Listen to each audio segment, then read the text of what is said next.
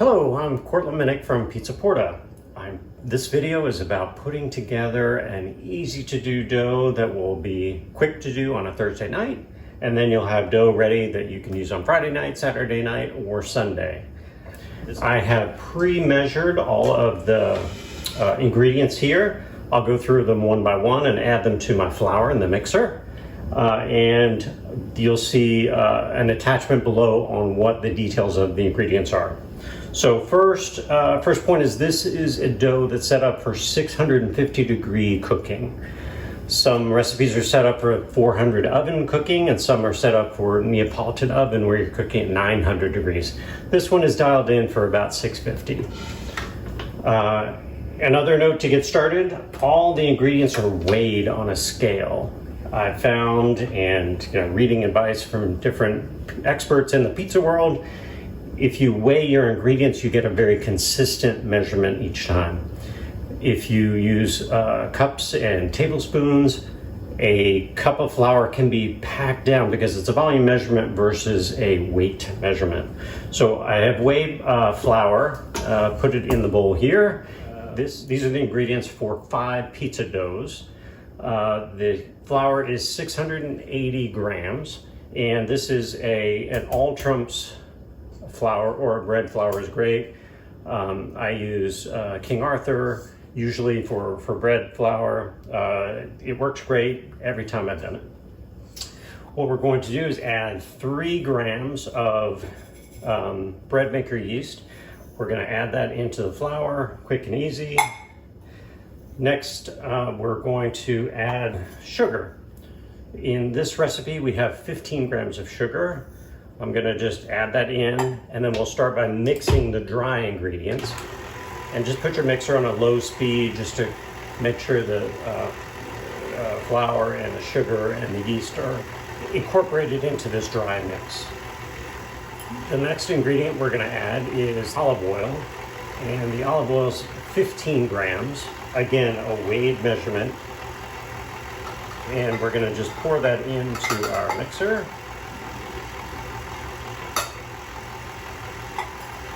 And we've held back the salt and the water, and we'll add those in just a second. So now all the ingredients have been pretty thoroughly mixed together. I'm going to start by adding about 1/3 of the water, and the water weight is 442 grams. And I use cold water. I don't want to activate the dough too much with a warm or room temperature. I use cold water. I'm going to add the next 1/3 of the water. And then I'm going to start sprinkling the salt. 14 grams of salt. And I'll mix that around. And then add almost all the water. I hold back just a little bit so that I can balance how dry or wet the dough is here in the final mix.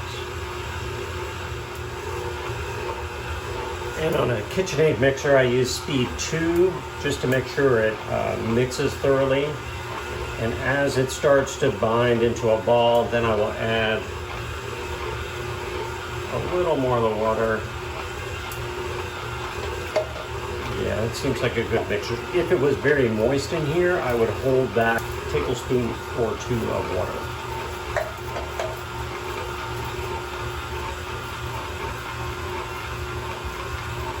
Now what's happening is the flour is starting to mix with the water, and it's turning into a ball of dough versus just mixing it together.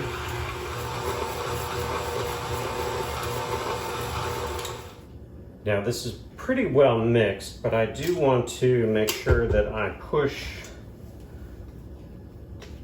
all of the dough off of the hook and scrape the edges of the bowl with a spatula.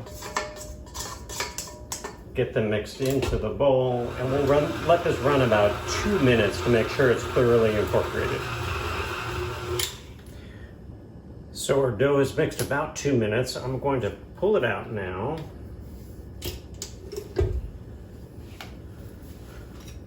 We'll scrape it down here.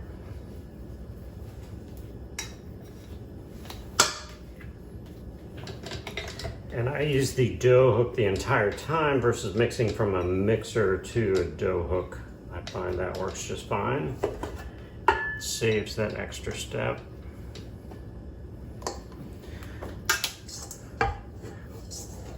Now the dough feels cool to the touch because of the cool water. It should not be warm. It should be kind of below room temperature when you scrape it out of the bowl. And then I've put this out on a floured counter, and I'm going to do a little bit of kneading of the dough. And this does two things. One, you can check the consistency of the dough to make it sure that it's a little bit springy. You can see it springing back.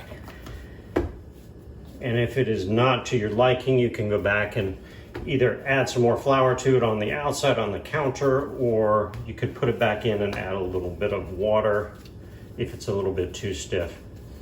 Now I'm going to curl this around and give it a nice smooth top. And then I'll cover it with a bowl, and this will sit on the countertop for about 2 minutes, and you'll see the difference here in a second. Right now it has kind of what we call a shaggy look to it. It doesn't look real smooth and clean on the outside. It just looks a little bit lumpy, but we'll revisit that here in a couple minutes. Okay, it's been about 2 minutes with our dough, and let's take a look. Yeah, it's gotten a lot softer and it's relaxed a little bit. I'm gonna flour my hands.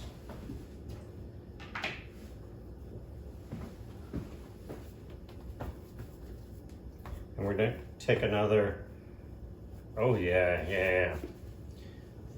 The dough should be firm, but just real kind of a smooth feel to it. Now I will take a dough cutter, and we're gonna make dough balls now out of the dough. This is an important step, a key to not having your pizza dough stick to the wooden peel before you put it in the oven. So we're gonna make dough balls here that are about 230 grams each. 240, that will work.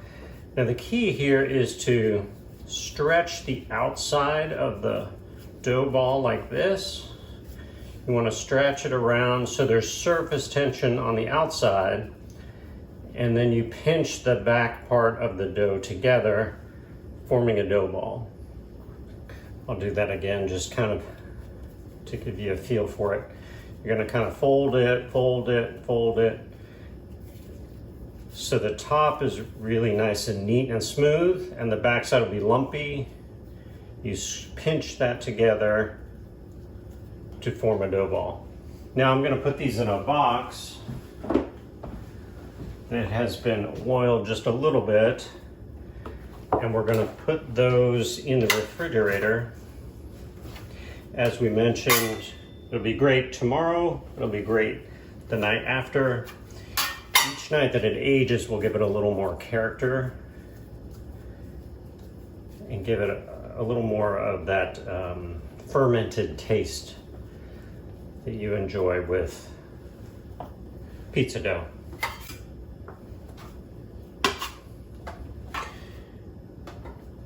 And once you've done this a few times, you can get a feel and you can estimate by hand how big the dough balls are.